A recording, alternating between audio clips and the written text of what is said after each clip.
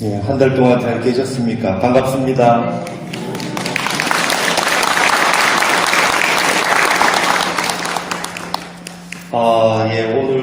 오늘도, 지난번처럼 이제 화엄경을 우리가 구체적으로 한 품 한 품 좀 봐나가는 시간을 갖는데요. 오늘은 두 품을 보겠습니다. 수미산정품하고 수미정상 개찬품, 이 두 품을 보겠는데요. 이제 저는 여러분들께서 이제 화엄경을 공부하시고, 불광사에 오셔서 보현행자 바람이 이 기도를 열심히 하시듯이, 화엄경을 한번 이렇게 독송하시기를 꼭 권해드립니다. 화엄경에는, 계속해서 반복되어 나오는 말들이 너무나 아름다운 말들이고, 우리 불법을 장엄하는 아주 그런 언어로 구성이 되어 있어서, 화엄경을 많이 읽으시면 어떤 현상이 일어나느냐, 내 입에서 나쁜 말이 안 나가게 되고, 항상 좋은 생각을 하고 아름답고 이 불법의 진리에 해당하는 내용들이 많이 생각을 하게 되는 그런 현상이 일어나죠. 많은 다른 논서들을 보면 번뇌를 어떻게 없애고, 이러한 저런 번뇌, 저러한 번뇌, 이러한 고통, 저러한 고통 얘기들이 많이 나오는데, 화엄경에 와서는 본래 고즉시도다, 고통이 그대로 진리 아님이 없다, 이렇게 바로 설법이 바로 나와 있습니다.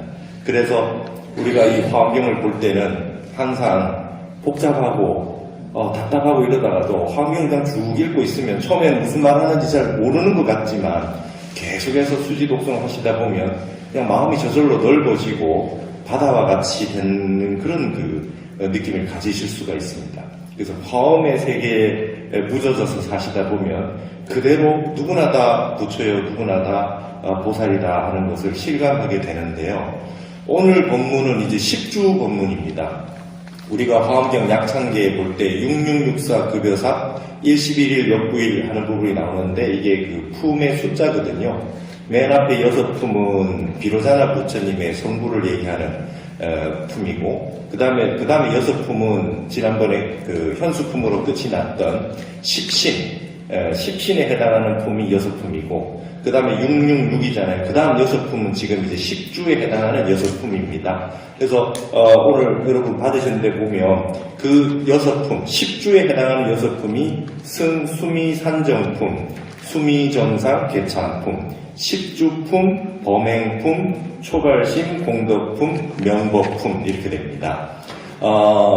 지난번에도 말씀드렸듯이, 우리는 믿음이라고 하는 십신은 수행 단계에는 넣지 않으나 모든 공덕의 어머니가 되고 모든 수행의 바탕이 된다. 보리심을 발해서 일체 중생이 모두 불부처님의 과덕을 다 갖추고 있다.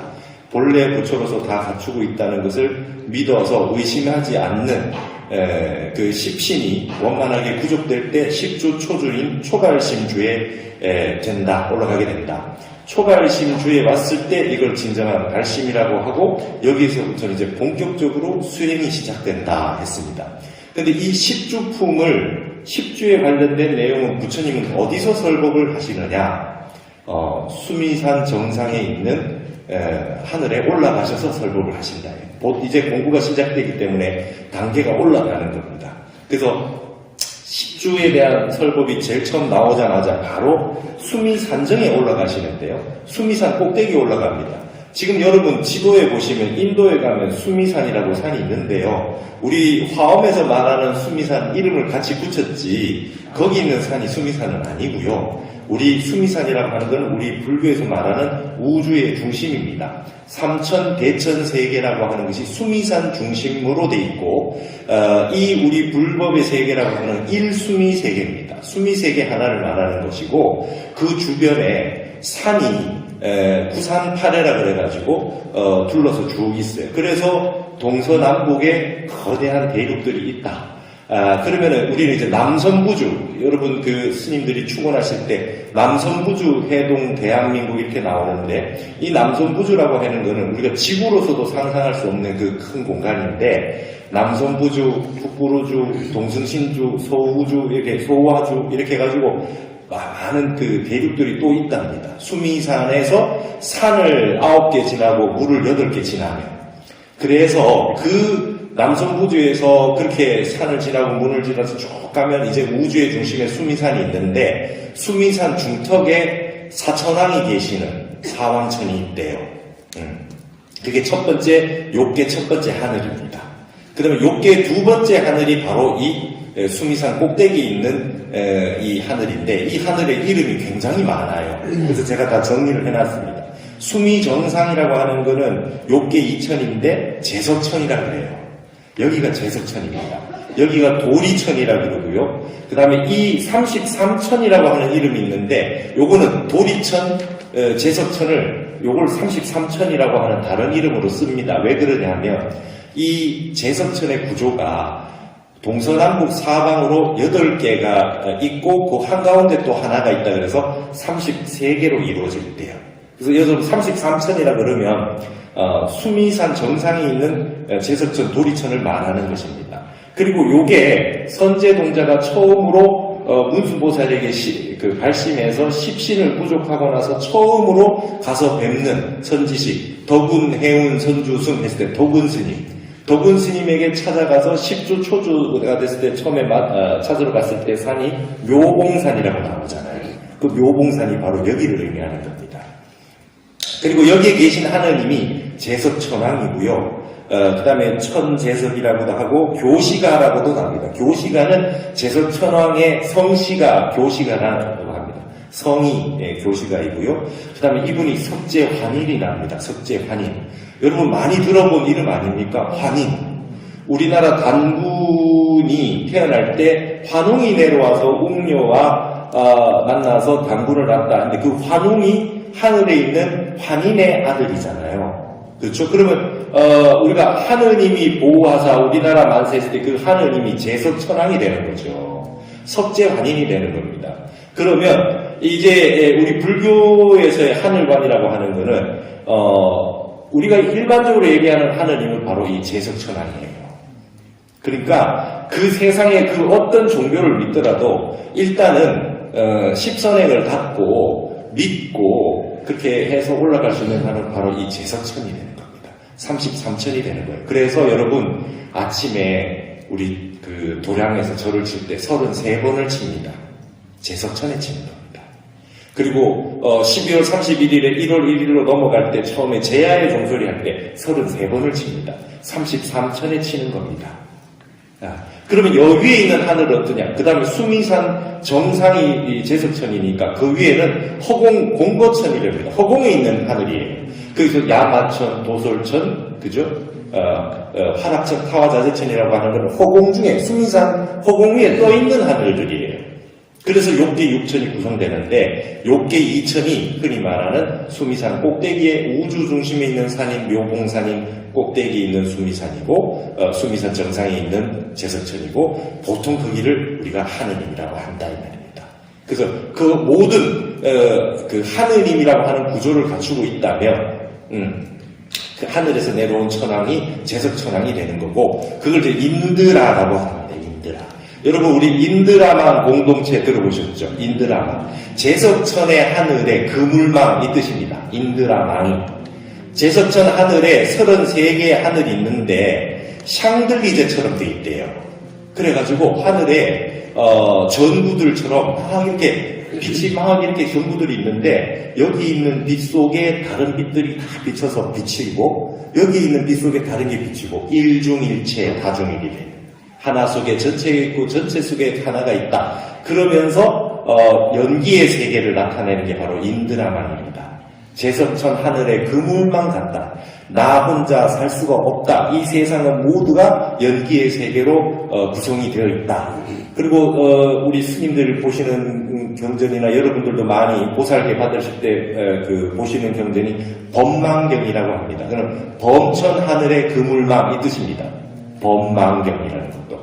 그러니까 계율 하나하나가 따로 또록 떨어져 있는 것이 아니라 모든 계율이 서로 그물망처럼 연결되어 있다. 이렇게 되는 겁니다. 하나의 따로 떨어져 있는 것이 아니라 거짓말을 하게 되면 또 이거 잘못하게 되고 이거 잘못하고 연기의 세계에 있다 이렇게 되는 것이죠. 그래서 제석천 하늘에 인드라 하늘에 그물망 같다 해서 인드라망이라는 말을 쓴다. 그래서 이 제석천이라고 하는 이 수미 정상이라고 하는 것은 굉장히 상징적이고 그래서 우리 이웃 종교에서는 이 제석천이라고 하는 하느님을 쓰기 싫어서 하나님이라고 해가지고 완전 초월적 존재로 창조신으로 새로 설법을 하게 되는 게 그렇죠. 우리 불교에서는 창조주는 없습니다. 모든 것이 연기에 의한 것이지 아시죠? 조물자는 없어요. 그렇게 우리가 보는 것이다.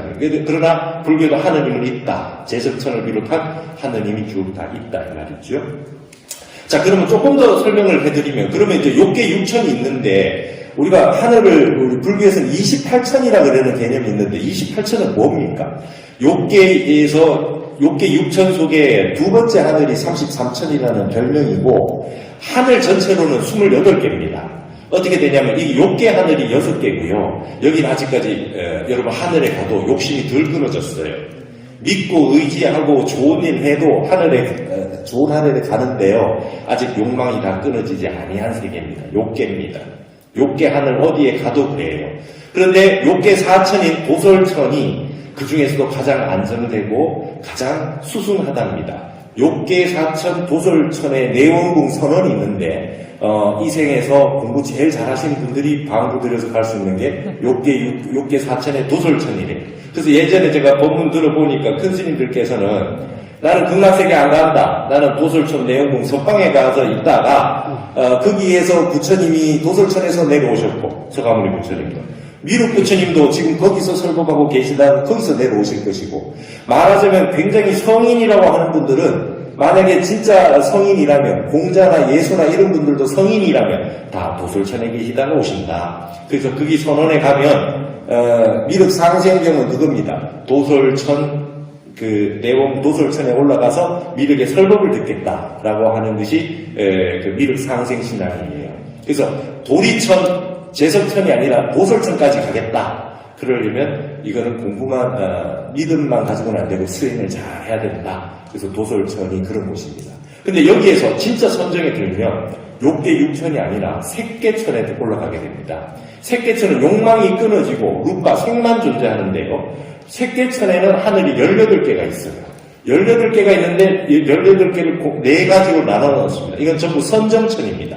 색계 하늘은 선정에 들어야 갈 수 있는 곳인데 초선천, 이선천, 삼선천, 사선천 이래서 색계천은 전부 선정천입니다. 그래서 4단계의 선정이 있고 색계천을 넘어가면 무색계가 있는데 무색계가 하늘이 또 4가지가 있습니다. 그래서 무색계라고 하면 욕계 6천, 색계 18천, 무색계 4천 이거를 총 28천이라고 합니다. 그러면 부처님이 정각을 이루시려고 했던 목적이 뭐냐? 출삼계입니다. 욕계, 색계, 무색계에서 떠나는 것입니다. 어느 하늘에도 의지함이 없고 가기 위한 목적이 아닙니다. 선정천에도 들어가는 것이 아니라 거기에서부터도 영원히 벗어나는 것. 이지옥 출삼계 우리 스님들이 종성하시면서 늘 개송을 쇠송을 하는 것이 바로 출삼계입니다. 욕계, 색계, 무색계를 벗어나는 겁니다. 그런데 사람들은 천국에 간다라고 하는 개념을 가지고 있죠. 예, 천국에 간다라고 하는 것은 우리 불교에서는 인천교라고 합니다. 좋은 하늘에 올라가는 게 목적인 것은 소승교보다 못하다. 아라한가를 증득하는 것만 못하다 이래요. 그 인천교라 그래요. 그래서 하늘 좋은 나라 가는 게 목적이 아닙니다. 출삼계 하는 겁니다. 출삼계 하려면 선정에 드셔야 됩니다. 무심이 돼야 되고 생각이 끊어져서 깊고 깊은 선정 상태에 들어가면 욕계, 색계, 무색계 아무데나 마음이 일체유심조로 마음이 가시는 곳에 아무데나 갈 수 있다. 태어나실 때도 업생하지 않고 원생할 수 있다. 원력으로 태어나실 수가 있다. 이게 이제 부처님이나 모든 불보살님들이 조사스님들이 원생하시는 그 말씀을 이렇게 설명하고 있습니다. 이런 내용들도 우리가 불자들이 좀 아셔야 되겠죠. 이 내용들이 이게 화엄경에 나오는 겁니다. 화엄경이 이렇게 하늘관이 이렇게 쭉 나오는 것이죠. 자, 그러면 얘기 나온 김에 도교는 여기다가 자기네들이 얹었어요. 여러분 저기 우리 서울에 가면 삼청터널 있잖아요. 삼청동이 그 도교 얘기입니다. 이 도교라고 하는 사람들이 어떻게 했냐면요. 욕계, 색계, 무색계 하늘 28개에다가 이 사람들은 36천이 있대요. 그래가지고 어떻게 만들어내냐면은 욕계, 색계, 무색계 위에 성문, 보살, 영각, 부처님, 성문, 영각, 보살, 부처님이라고 하는 하늘 4개를 더 더해놨어요. 그럼 32개죠. 여기에다가 삼청천이라고 하는 푸를 청자 들어가는 하늘을 3개를 만들어놨어요. 그걸 뭐냐면 옥청천, 구슬옥자, 옥청천, 상청천, 뭐 이런 식으로, 그런 식으로, 하늘을 또 다 3개를 더 만들어놨어요. 그래서 노자가 거기 산대요. 그래놓고 그 위에다가 대라천이라고 하는 궁극의 하늘을 하나 만들어놨어요. 그래서 36개로 만들어놨어요. 그래서 부처님 불교가 말한 하늘보다 우리는 더 위에 있다 이렇게 자기네들이 만들어놓고 우리는 부처님 사시는 하늘보다 노자가 더 높은 데 있다 이렇게 만들어놓고 그게 이제 신선들이 산다. 여기는 불로장생한다 이렇게 만들어놨죠. 근데 우리 불교에서 봤을 때는 망상경계입니다. 망상경계. 어느 하늘에 태어나기 위한 게 아닙니다. 욕계, 색계, 무색계를 벗어나는 데 있어요. 그게 해탈 열반이죠. 자, 그러면 한 가지 여쭤보겠습니다. 자, 나무 아미타불 할 때 아미타 부처님은 법장 비구가 되셔가지고, 48대원을 가지고 성불하셔서 서방정토에 극락세계를 만들어 놓으셨는데, 서가모니 부처님은 지금 어디에 계십니까? 서가모니 부처님은 어디 계십니까? 욕계, 색계, 무색계를 벗어나서 열반에 드셨으면 출산기 하셨으면 지금 어디 계십니까? 이 내용이 궁금했겠죠. 용수보살의 중론에 이게 나오죠. 열반해가지고 어디 다른 세계를 하나 차려놓고 계신 겁니까? 아니면 부처님이 자취를 감싸서 영원히 사라지신 겁니까? 그러면서 용수가 그런 얘기를 합니다. 이건 역시 우리의 망상이다. 생했다, 멸했다라고 하는 이분법에서 떠나지 않기 때문에 우리 늘 이런 질문을 한다. 이렇게. 맞죠? 부처님이 계신 겁니까? 안 계신 겁니까? 어디 다른 세계에 계신 겁니까? 안 계신 겁니까? 그래서 중론에서는 불생불멸이다. 불상부단이다. 이런 말을 하는 것입니다. 있다 해도 30방이고 없다 해도 30방이라는 선의 말씀이 이런 데 나오는 것이고 결국은 조주무자 화두를 들고 있다 없다라고 하는 것이 인간의 궁극적인 망상세계다 이거죠. 그래서 이거를 이제 타파해 주는 게 진정한 불법으로 인도하는 게 우리 화엄과 선이 하는 일입니다. 이게 이렇게 우리는 망상이 깊어요. 자, 그러면 십주라고 하는 거는 주했다라고 하는 거는 무엇을 주했느냐? 이게 이제 이 십주에는 말이죠. 보살님들이 10분의 보살님들이 나오시는데 전부 지혜해자 보살님들이 나와요. 지혜해자. 여러분 10주, 10행, 10회양, 등강, 묘각인데 묘각에 도달해야 반야바라밀이 다 될 것 같고 지혜해자를 쓸 수 있을 것 같잖아요. 화엄경에 안 그렇게 되어 있습니다. 10주 법문에 벌써 지혜해자 보살님 10분이 등장하세요. 제가 그 오른쪽 페이지에 보시면 수미정상 개찬품에 10회 보살의 등장은 10주에 이미 지혜가 모두 갖추어졌다는 의미다. 이렇게 놨잖아요. 거기에 10분의 지혜해자 보살님들 이름을 여러분 한번 같이 읽어볼까요? 법회보살, 일체해보살, 승해보살, 공덕해보살, 정진해보살, 선해보살, 지혜보살, 진실해보살, 무상해보살, 견고해보살. 여러분 지혜해자 들어간 보살님들 10분이 10주에 나와요. 여러분 화엄경에 보면 전부 여러분들 불명 이름이 다 나와있죠. 불명 지을 때 스님들은 화엄경 보시면 다 지을 수 있어요. 이게 다 담겨있다. 그 뜻은 뭐냐? 청량국사는 이통현 장자는 이렇게 설명해놨어요. 부처님의 법신의 묘한 지혜가 주하는 곳이다. 십주가 부처님의 묘한 지혜에 주한다는 의미로 법회보살이 설주가 되었다. 묘공산이라는 이름 자체가 산이라고 하는 것은 부동이다. 움직이지 않는다는 의미고 모든 제천, 하늘에 있는 천왕들이 주하는 바에 묘한 즐거움의 세계라고 하는 의미를 가짐으로 이 모든 이 십주에 있는 보살들은 저변부동하고 무사무심하다. 이롭고 마음이 텅비어서 무심한 세계에 노리고 있다. 이미 여러분 마음이 무심에 주했다는 거예요.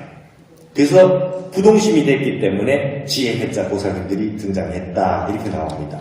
그래서 도군 스님에게 선제동자가 가서 처음 배우는 게 이 십주의 초주의 경지에 있는 게 이 묘봉산에 가서 여러분 연불 배웁니다. 연불. 부처님, 모든 부처님의 지혜가 이미 갖추어져 있기 때문에 여기서 연불을 배운다. 자, 그런데 이제 궁금한 게 한 가지 있죠. 저도 이제 공부를 할 때 제가 몰랐던 거 위주로 공부를 했어요. 갑자기 욕계 6천 가운데 10신까지는 지상에서 법문을 하셨는데 이제 천상에 올라가서 법문을 하시는데 욕계의 첫 번째 하늘은 사왕천이잖아요. 사천왕이 계신 하늘이에요. 여러분 우리 법당에 절에 가실 때 제일 처음에 사천왕문이 나오잖아요. 부처님 만나러 갈 때까지 수미산 올라가듯이 돼 있는 거예요. 우리 산에 이렇게 우리 절이 이제 산중에 이렇게 있으면 문을 하나하나 올라가는 게 이게 하늘에 하나하나 올라가서 묘각에 있는 부처님을 만나러 가는 화엄경의 구조하고 같죠. 그래서 수미산 중턱에 있는 첫 번째 욕계 하늘인 사왕천을 지나가는 겁니다. 거기서 예를 들면 법이 두텁거나 복이 없거나 그러면 그 사천왕이 무서워서 못 들어가죠. 그러니까 여러분들 자주 사천왕을 보셔가지고 나중에 가실 때 겁먹지 말라고 그렇게 이제 다 구성이 되어 있는 것입니다. 근데 왜 화엄경에서는 사왕천에 올라가셔서 설법하는 건 없을까요? 왜 없을까요? 바로 천상에 올라갈 때 욕계 2천에 바로 올라가시는데 왜 이렇게 돼 있을까요? 야마천궁, 개창품, 도설천궁, 개창품 다 있는데 사왕천만 빠져 있습니다. 여기에 대해서 이통현 장자는 이렇게 설명을 해놨어요. 수미산 중턱의 사왕천은 수미산 정상이 아니므로 상진처가 아니다. 상이 끝난 게 아니다. 산이라고 하는 상이 있는데 산의 정상에 가야 그 상이 끝이 난다. 다 한다 이 말이죠.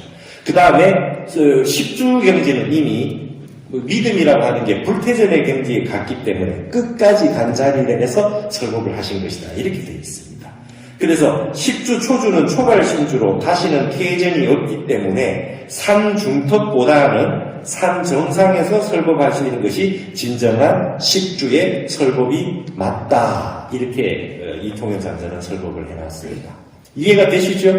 네. 십주라고 하는 것은 믿음에서 조금의 의심이 없기 때문에 꼭대기에서 설법하시는 게 맞다. 그래서 사왕천 설법은 없다. 이렇게 됐습니다. 자, 근데 여기에서 수미 산정품은 그냥 수미 정상에 올라가셔가지고 제석천 궁전에 들어가셔서 법자에 오르셔가지고 가부좌 틀고 앉으시는 모습까지 나타나는 그냥 그 모습만 나와 있어요. 근데 여기에 아주 중요한 말씀이 하나 있습니다. 뭐라고 되어 있냐? 보리수 아래에서 정각을 이루신 그 보리수 아래에서 그 수미산 정상인 제석천 올라가시는데 도리천 올라가시는데 이런 말이 있어요. 시작이 어떻게 되어 있냐면 세존께서 보리수 아래를 떠나지 아니하고 수미산에 오르셔서 제석천의 궁전으로 향하신 것으로 내용이 시작된대요. 여러분 지상에 보리수 아래에서 여기에서 하늘로 올라가셨는데 보리수를 떠나지 않고 하늘에 올라오셨대요. 여기서 그대로 바로 그냥 보리수를 떠나지 않고 올라가셨다. 여기에 큰 상징이 있죠. 이게 법입니다. 여러분. 이게 무슨 뜻이냐? 이게 바로 선과 화엄이 만나는 자리고 무해의 이치이고 화엄경의 큰 뜻이 이런 데 있습니다. 화엄경의 대가 주석하셨던 큰 스님들을 이런 부분을 가지고 사사무해법계니 이런 말을 하는 거죠. 지난번에 보셨을 때 뭡니까? 동자의 몸으로 선정에 들어서 노인의 몸에서 선정해서 나온다 이랬잖아요. 동자 따로 있고 노인 따로 있는 법이 없어요. 지상 따로 있고 천상 따로 있는 법이 없어요. 장애가 없어요. 그리고 항상 우리는 어느 하늘에 가도 겉보리 도량이 있는 겁니다. 보리수 아래 있어요. 여러분 지금 보리수 아래 계신 겁니다.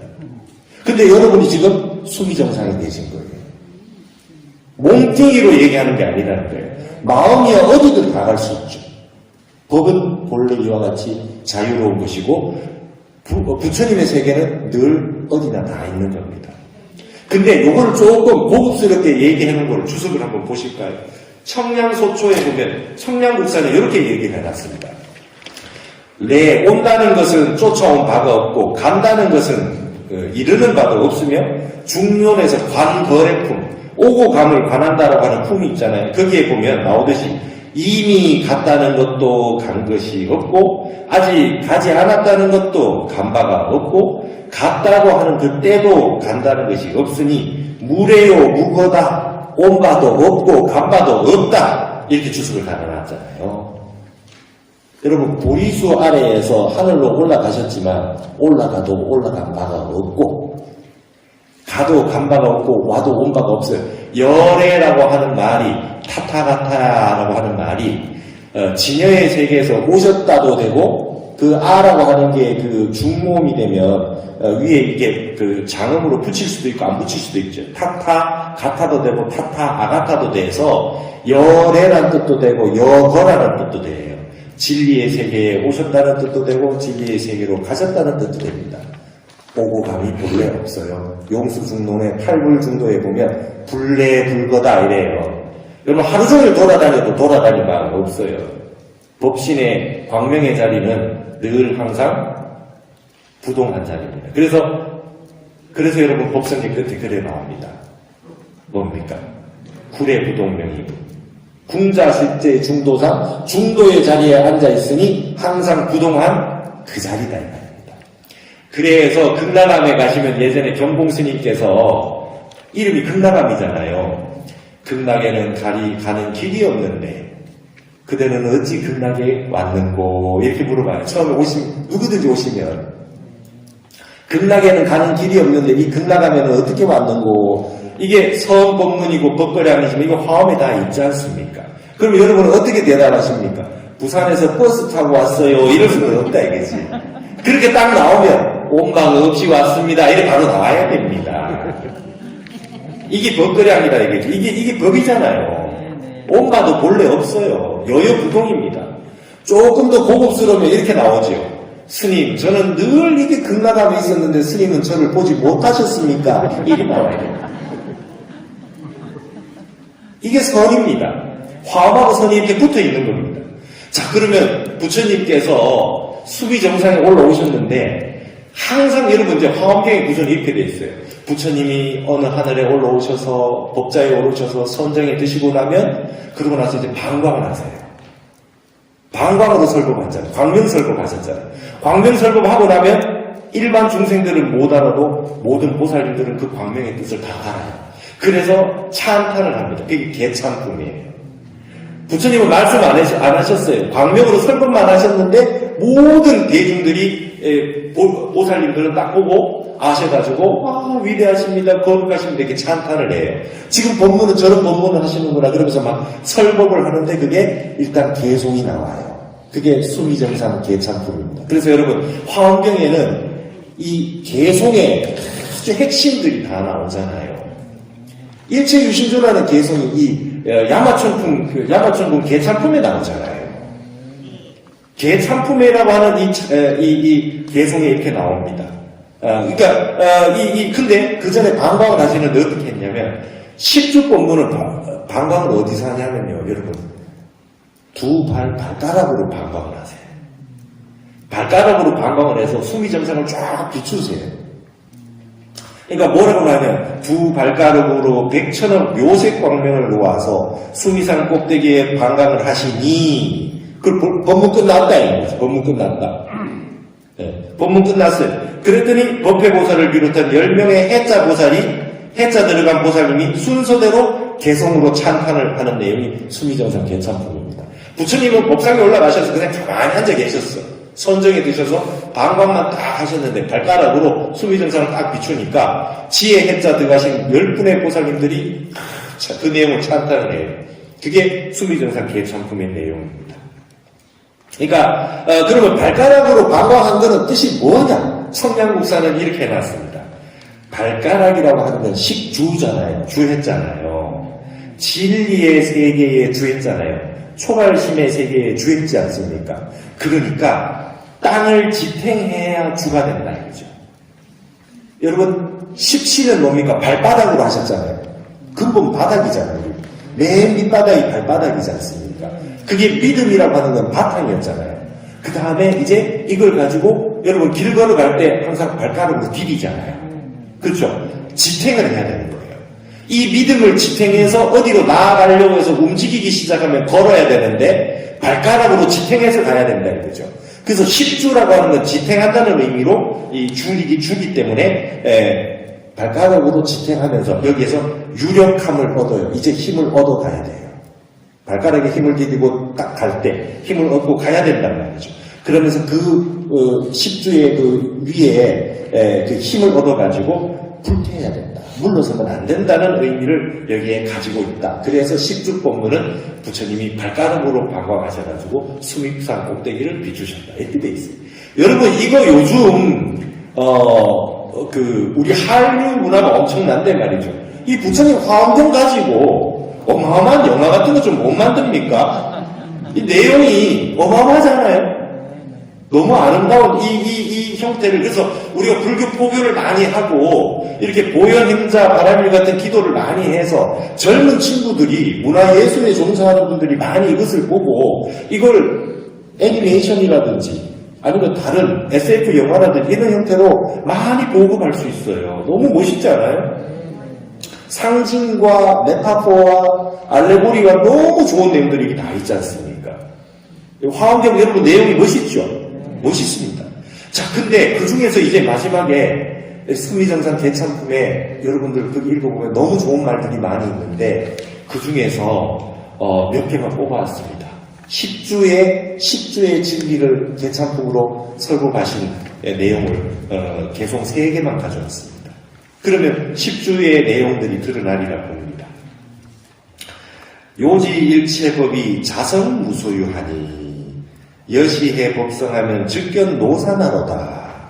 일체의 법이 자성이 있는 바가 없다라고 하는 걸 요라고 하는 거 완료할 때 요자니까 완벽하게 다 알게 될 것 같으면 여시해 법성, 이와 같이 법성, 진리를 다 이해할 것 같으면 곧바로 노사나 부처님을 본다.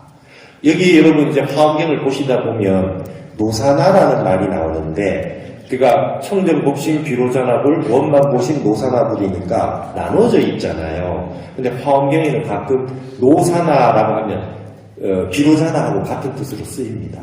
여러분 그 범어에 바이로차나에서 바이를 빼면 바이로차나에서 로차나가 그냥 노사나불이에요. 그래서 비로자나, 바이로차나를 한자로 비로자나라고 했고, 바이로차나에서 로차나를 그냥 노사나라고 한 거예요. 그러면 바이로차나는 광명이 비친다라고 하는 걸 좀 강조한 말이고, 노사나 해도 광명이 비친다는 뜻이에요. 그러니까 노사나라고 하거나 비로자나라고 하거나 뜻은 같습니다.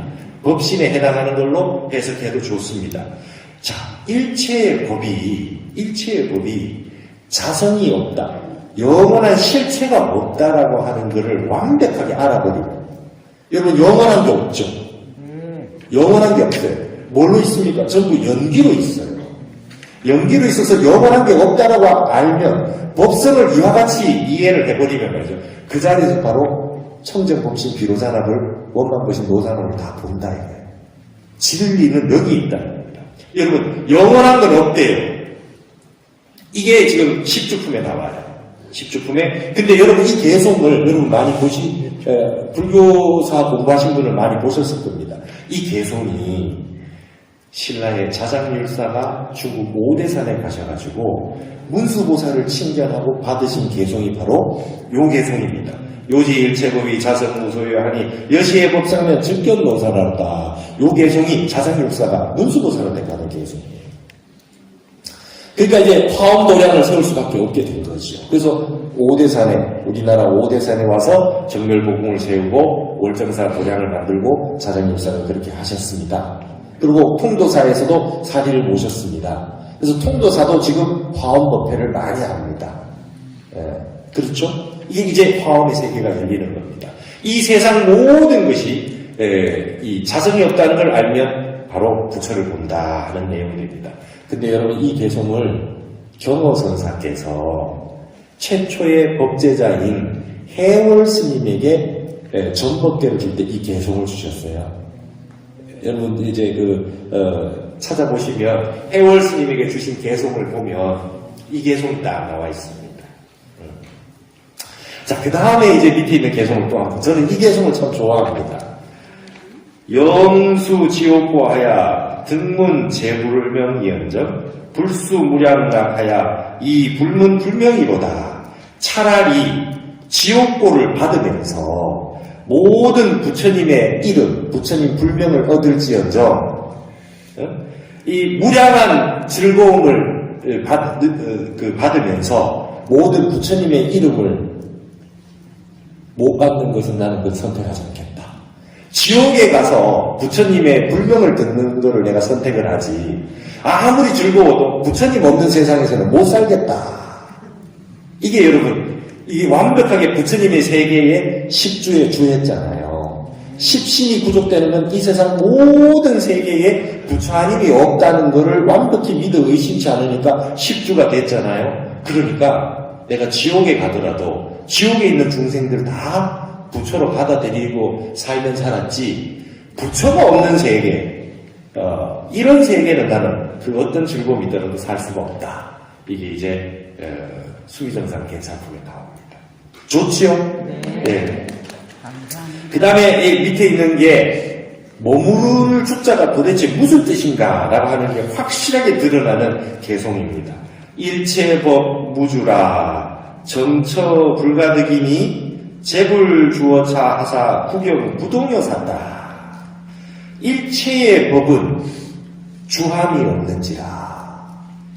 일체의 진리는 말이죠, 머무는 바가 없어요. 그래서 정처, 정해진 곳이 가히 얻을 수가 없을지니. 여러분, 진리는 어디에 머물러 있지 않답니다. 그래서 여러분, 십주의 주라고 하는 게 그게 머무를 주자지만 실제로는 머물러 있는 바가 없대요. 모든 부처님은 여기에서 주하셔가지고, 여기에 주하셨어요.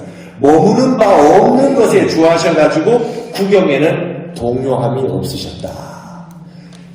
어느 그 정해진 바에 주함이 없는 것, 어디에 주하지 없는 것에 주하셨기 때문에 부처님은 부동의 세계를 얻으셨대요. 십주라고 해서 어디에 집착해서 주하는 게 아니다 이 말입니다. 여러분, 그러니까 금강경이 팔만대장경의 축소판이라는 말 맞잖아요. 업무소주 이생기심 아닙니까? 맞죠? 무주생심이다. 주하는 바 없이 마음을 내라 이겁니다. 그러니까 여러분, 아무리 좋은 거라도 전 세계는 지금 분별심으로 가득 차 있잖아요. 무슨 주의, 무슨 이념, 무슨 이즘이라고 하는 거에 그게 고착돼 있으니까, 그러다 보니까 결국은 진여의 세계를 보지 못하고 자유를 얻지 못합니다. 어떤 것이 좋은 것이라고 하더라도 거기에 머무르지 않아야, 머무르지 않는 것에 주했다는 거예요. 네. 그죠? 주어 무주했다는 거예요. 무주에 주했다는 겁니다. 십주라고 하는 거는. 네, 무주에 주했다. 주한 바 없는 것에 주했기 때문에 결국에는 주하게 됐다. 부동하게 됐다. 이렇게 됩니다. 참 화엄의 세계가 이렇게 크고 오묘한 세계를 보여주고 있다고 하겠습니다. 그래서 여러분, 이게 수미정상 개찬품에 있는 많은 개송 가운데 몇 개만 이렇게 소개를 해드려도 이렇습니다. 여러분, 이 개송들, 화엄경에 있는 개송들 이렇게 많이 읽으시면 여러분 그동안 공부하셨던 것들이 다 나옵니다. 화엄경이 다 나옵니다. 그래서 이렇게 좋은 것이 화엄경이다. 그래서 여러분들이 항상 이렇게 화엄경을 가까이 하셔가지고 공부를 하시다 보면 이제 늘 마음이 말이죠. 이렇게 그 진여의 세계, 법신의 세계에 머물게 된다 이 말입니다. 그래서 저도 이게 화엄경을 이렇게 우리 불광사에서 이렇게 매달 한 번씩 와서 이 본문을 이렇게 하게 됐지만, 제가 다시금 화엄경을 볼 수 있는 기회가 돼서 너무나 감사하고, 여러분과 같이 이렇게 화엄경을 담론할 수 있다고 해서 너무 기쁩니다. 최근에 제가 굉장히 재미난 거를 하나 발견한 게 있어요. 그게 뭐냐면, 여러분, 발가락이에요. 여러분, 이제 발가락으로 법문하셨잖아요. 여러분, 국립중앙박물관에 한번 가보십시오. 거기 가시면 국보 83호 금동미륵보살 방가사유상 있죠. 요렇게 계신 분. 안동에서 출토된, 예, 그 금동미륵보살 방가사유상에 여러분 끝나고 나시면 꼭 사진을 보십시오. 발가락이 이렇게 꼬부라져 있어요. 발가락이 꼬부라져 있어요. 근데 최근에 그 발가락에 대해서 연구하신 분이 계세요. 여러분 이게 선정에 들면 뇌하수체와 이 뇌의 구조상 뇌하고 발가락 끝이 연결되어 있답니다. 그래서 금동미륵보살 방가사유상이 방가사유상이라고 하면 안 된다. 그 부처님 생각하는 게 아니다. 이렇게 얘기를 했지만 여기서 한 걸음 더 나가야 됩니다. 방가사유상 했을 때 사유라고 하는 게 우리가 선이라는 뜻이 범어에 보면 디아나에서 왔거든요. 디아나를 선나라고 썼어요. 선나. 그래서 나자 빼버리고 우리가 선이라고 해요. 근데 그거를 발음으로 했을 때 디아나라고 하는 발음을 했을 때 선이 왔어요. 근데 그거의 뜻으로 한 게 정력, 고요할 정자의 생각력자 혹은 사유수라고 해요. 생각하다 할 때 사유에 깎을 숫자를 써서 사유수가 선이라는 뜻이에요. 그러면 금동미륵보살 방가사유상에 이렇게 하고 있는 거 이게 사유가 생각이 아니라 여긴 사유는 사유수입니다. 선정입니다. 선정 상태에 들어있는데 방가부전하고 선정 상태에 들어있는데 그 상태의 선정을 가장 잘 드러내 보여주는 방식이 뭐냐? 발가락이 이렇게 꼬부러져 있는 거예요. 그래서 뇌의 선정 상태에 들어있는 상태를 그 연구를 하면 발가락과 이어져 있대요. 그래서 여러분 참선하시다가 상기가 왔다. 머리로 막 열이 올라간다. 그러면 화두를 발가락에 드시면 돼요. 보통 하단전에 화두를 많이 들고 해라. 머리로 생각하고 머리로 연구를 하지 마라 그러시잖아요. 자선하실 때 머리로 생각하거나 가슴으로 감정을 일으키지 말고 모든 마음의 센터인 하단전으로 두라 하는데 상기가 오면 모든 상념을 발가락으로 집중하는 겁니다. 그러면 머리에 있는 열이 그리로 내려갈 수 있습니다. 희한하게 여러분 10주 본문은 발가락으로 방광하셨다. 이런 내용들도 이제 현대 과학이 현대 과학, 뇌과학 이런 게 우리 불교를 점점 증명해주고 있는 세월이 왔잖아요. 얘는 이 발가락이 뭐야? 발가락을 방광하는 게 뭐냐? 이랬을 텐데 이게 이제 하늘 꼭대기에 올라가셔가지고 부처님이 10주를 설법하시는 지혜를 설법하시는 내용에서 발가락이 등장했는데 현대 과학자들은 이런 것들을 이제 뇌의 선정 상태와 연관해서 이제 연구하기 시작했다는 겁니다. 이런 세계가 오기 때문에 위대한 이 거룩한 우리 부처님의 불법이 과학이 발전하면 발전할수록 점점 더 밝혀질 수밖에 없다라고 하는 그런 생각을 하시면서 여러분은 그냥 우리 불교가 이렇게 위대하다.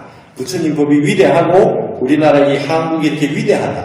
여러분 다 오늘 보셨죠? 보리수 아래에 있는 것이 수미산 꼭대기에 있는 것이고 우리가 살고 있는 이 모든 세계가 극락을 따로 가고 천국을 따로 가지 않아도 이 자리가 그대로 부처님 세계다. 이 불광사라고 하는 이름도 그겁니다. 부처님 광명이 그대로 있는 그냥 이 자리에 그냥 있는 세계란 말입니다. 이곳이 그대로 그냥 불국토입니다. 경주에 불국사가 있듯이. 불국사가 경주에만 있는 게 아닙니다. 여러분 마음속에 있고 여러분 가시는 발가락이 닿는 곳마다 불국토고 있는 곳마다 불국의 천상의 세계입니다. 이렇게 아시면 되리라 생각을 하고 여러분들 한 달 동안 열심히 공부 잘하셔서 만나보겠습니다.